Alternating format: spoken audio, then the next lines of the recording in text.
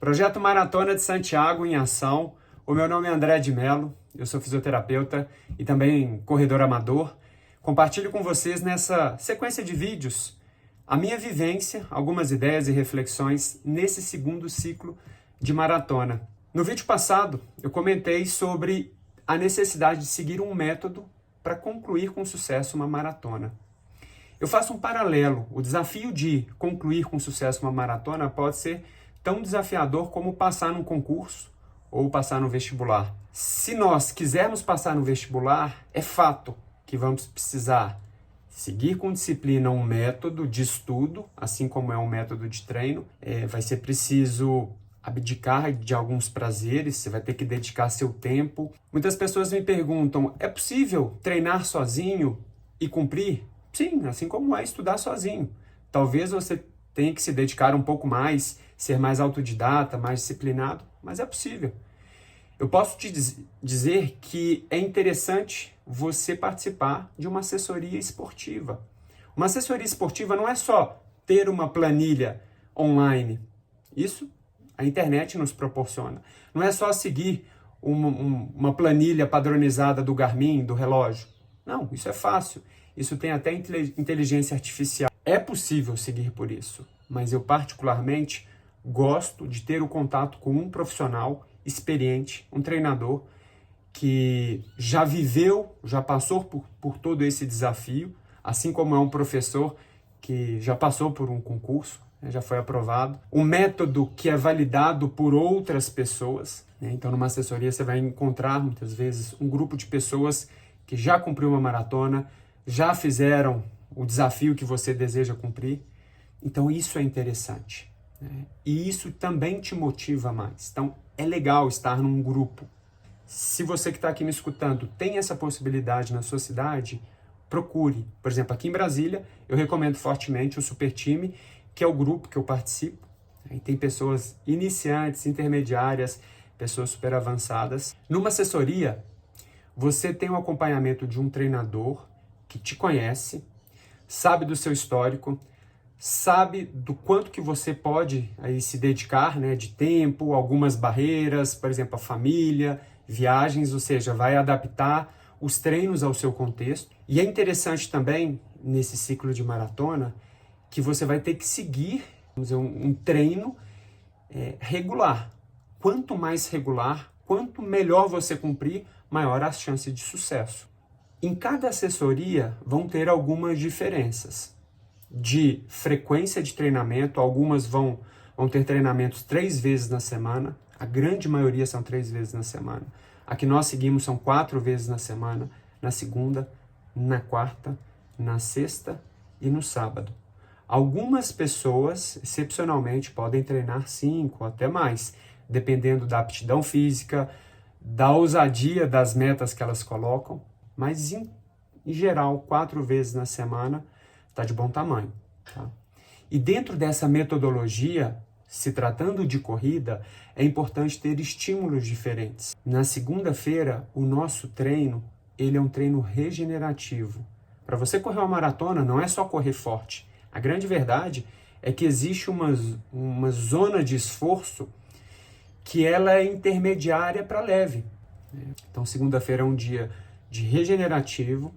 Na quarta-feira são estímulos intervalados ou fartleks, eu posso em outro momento entrar nesse assunto, tá? Mas são estímulos que entram em zonas de maior esforço por um determinado tempo ou uma determinada distância. Na sexta-feira, bem cedinho, nós fazemos um treino longo, que ele exige mais da resistência física e mental.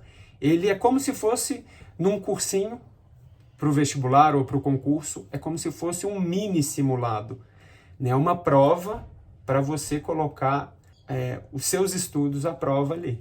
Então você vai ter que ter uma resistência física para manter um ritmo que você vai ser exigido em alguma prova ou na maratona. E no caso, sábado são estímulos variados, que podem ser também intervalados, que podem ser treinos em areia, treinos com inclinação, treinos mais funcionais. Isso é legal. O ciclo de uma maratona, ele pode durar aí pelo menos 3 meses, 4 meses, 12 semanas, 16 semanas. Nós estamos numa primeira etapa, que é o treino de base, que leva ali em torno de 4 ou 6 semanas. Depois do carnaval, nós vamos entrar num segundo momento do ciclo da maratona, que é o aumento de volume. Nós vamos correr nos longos 24 quilômetros, 28, 30, às vezes 32 e 35. Cada ciclo tem algumas diferenças. E na fase final do ciclo de maratona, nas últimas semanas que precedem a prova, o volume começa a diminuir e os treinos, eles vão sendo treinos que desafiam um pouquinho mais a velocidade. Os treinadores chamam isso de fase de polimento. É aquele momento de você ajustar exatamente a sua estratégia de prova. Então, geralmente nas últimas semanas, isso acontece. Ao longo do ciclo da maratona, a maior parte das assessorias, eu diria, eles vão fazendo alguns testes.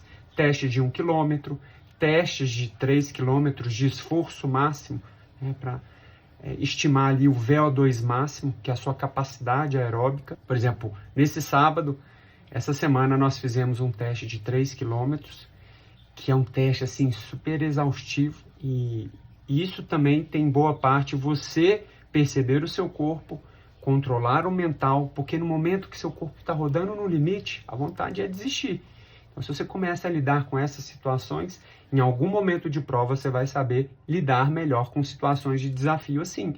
Assim como alguém que estuda para um vestibular ou para um concurso vai fazendo provas de concurso para poder sentir na pele aquele nervosismo, aquela situação e até ganhar confiança de que os estudos de fato estão dando certo.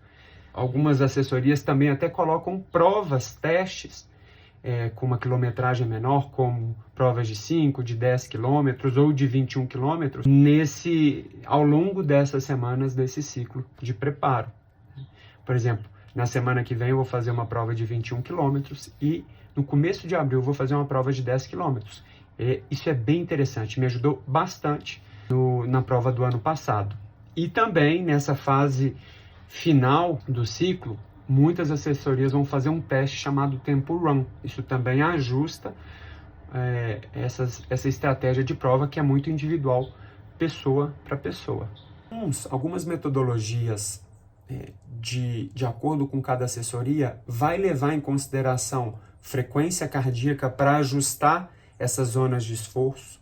Outros vão se pautar no pace. O pace é o quão veloz você está correndo, ou seja, em quanto tempo você leva para cumprir 1 quilômetro.